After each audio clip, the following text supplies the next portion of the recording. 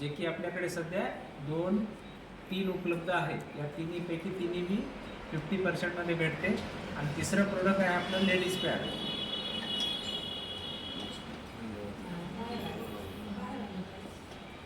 तर हेल्थ, शेतीचे आणि लेडीज पॅड हे फक्त 3च प्रोडक्ट वर 50% डिस्काउंट आहे. फोटो काढायचा लिहून घ्यायचं तर लिहून घ्यायचं. पण याच्यानंतर तुमच्या टीममधून जर कंपनीला फोन आला, मग ते कोणाच्या टीममध्ये मी विचारेल त्याला, तुम्ही कोणाच्या टीममधून आहात, कोणाच्या याच्यात जॉईन झाला. तुमच्या टीममधून जर कंपनीला फोन आला की साध्या ह्या गोष्टीचं विचारण्यासाठी जर फोन आला समजा, तर जे कोणाची टीम आहे त्या टीम लिडरला मग मी बोलेल काय बोलायचं.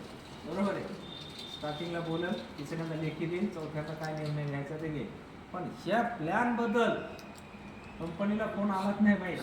कंपनीला फोन कसा यायला पाहिजे की तुम्ही एखाद्या प्लॅनवर गेला आणि एखादा मोठा व्यक्ती आहे, त्याला कंपनीचं नॉलेज आहे, इतर कंपन्यात काम केलेला आहे, लिडर आहे मोठा, आणि तो जर आपल्या कंपनीत आला तर तुमची टीम मोठी होणार आहे किंवा तुम्हाला त्याचा भरपूर फायदा होणार आहे.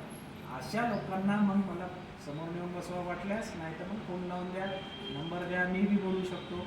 पण अशा लोकांना की ज्यांना यातलं नॉलेज असलं पाहिजे त्यालाच मी बोलू. नाही तर एखादा माणूस आहे त्याला कुठलंच नॉलेज नाही, त्यालाही मला बोलणं करून देऊ नका. बरोबर आहे की नाही. आणि तुम्ही त्याला काय सांगायचं सांगा, आणि त्याला प्रत्येकाला तुम्ही सांगा आता काय सांगा. मी तर काय करणार आहे, आता कुठून फोन आलाय, लातूरून आलाय, हां हे नंबर आहे, कोणाला मॅडमला बोला, असं पण करणार आहे मी. हे फोन आला चव्हाण मॅडमला बोला, नांदेडमधून फोन आला, हे फोन आहे काकूला बोला म्हणणार आहे, काकूला. बरोबर, मी बोलणार नाही. आमचे प्रतिनिधी आहेत, कंपनीचे ओरिजिनल माणसं आहेत, त्यांना बोला. जे कंपनीचे माणसं आहेत त्यांना बोला. बरोबर आहे. आता एक दुसरे, तुम्ही स्वतःला, तुम्ही आता जेवढे कोर कमिटी मेंबर आहात आजच्या तारखेमध्ये 15 लोक झाले तुम्ही, तर 15 लोक भविष्यामध्ये आपल्या कंपनीमध्ये डायमंड जरी झाला तुमच्या नंतर येणारा, आणि तो कोर कमिटीत नाही आहे, तर तो तुमच्या अधिकारानं ते तुमच्या खाली आहे. एखादा डायमंड जरी झाला, एखादा लीडर 10,000ची टीम जरी जोडा आल्या तरी तो तुमच्या अधिकारानं तुमच्या खाली आहे.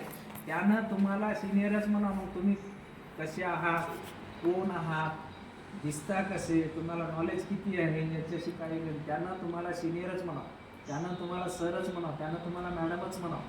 हा तुमचा अधिकार या कंपनीमध्ये तुम्हाला कंपनी देणार आहे, दिलेला आहे. बरोबर आहे. तर त्याच्यामुळं इतर कंपनीमध्ये कसं असतं माहिती आहे का, की एखादा लीडर आला बापू, आणि त्यानं जर कंपनीमध्ये 1000-2000 माणसं आणून देतो म्हणून कंपनी सगळं डील केली, ही कंपनी सगळ्याला साईडला करते. एखादी कंपनी असते तशी. बरोबर आहे. बापूलाच पुढं घेते, का म्हणतो तो 3000 माणसं घेऊन या कंपनीमध्ये. आपल्या कंपनीत तसं होणार नाही. जे तुम्ही आहात आजच्या तारखेमध्ये, जसे आहात तसे आहात, ते कंपनीचे आहात. तुमच्या जीवावर कंपनी चालू झाली, तुमच्या जीवावर कंपनीचं वटवृक्ष व्हायला सुरुवात झाली. त्याच्यामुळे तुम्ही जसे आहात तसे कंपनीसाठी आहात. जसं एखाद्या मायबापाला लेकरू रुळं पांगलं जरी जन्मलं तरी आयुष्यभर ते किती चांगलं वाटतंय, असते की नाही. तसं कंपनीला तुम्ही आजच्या तारखेमध्ये कसे असू द्या. बरोबर आहे. त्यामुळे इथून पुढच्या लीडर जे येणारे आहेत ते कंपनीसाठी महत्त्वाचे नाहीत, तुम्ही महत्त्वाचे आहात. एखादा निर्णय जर सांगितला तर मी असं सुद्धा म्हणेल, आमच्या कोर कमिटी मेंबरला बोला आणि तुमचं काय म्हणणं आहे ते तिकडेच बोला, कंपनीकडे येऊ पण नका. बरोबर आहे. यामुळे आता मग ही वेळ येण्यासाठी काय करावं लागते, हे जे आहे कायदा कानून आपल्या कंपनीचा, हे तुम्हाला पाठ असणं गरजेचं आहे. भले तुम्हाला बाकी काय न येऊ द्या, मग लय बोलणं येऊ देऊ नका, तुम्हाला लय भाषण नाही करता आलं तरी चालते तुम्हाला, किंवा एखाद्या स्पीच नाही देता आलं तरी चालते तुम्हाला, व्हिडिओ नाही बनवता आला तरी चालते तुम्हाला. हे माहिती पाहिजे. पण हे मात्र कंटिन्यू माहीत पाहिजे. तुम्हाला झोपतून असं जागा जरी केलं आणि तुम्हाला विचारलं की डायमंड पदावर किती रुपये तुम्हाला भेटतात बोनस म्हणून, किती रुपये भेटतात तुम्हाला असं. बरोबर.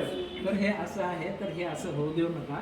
आज याच्यामुळेच आपण इतर का गप्पा मारणार आजच्या कोर कमिटी मिटिंगमध्ये, तर हे तुम्हाला कळणं गरजेचं आहे.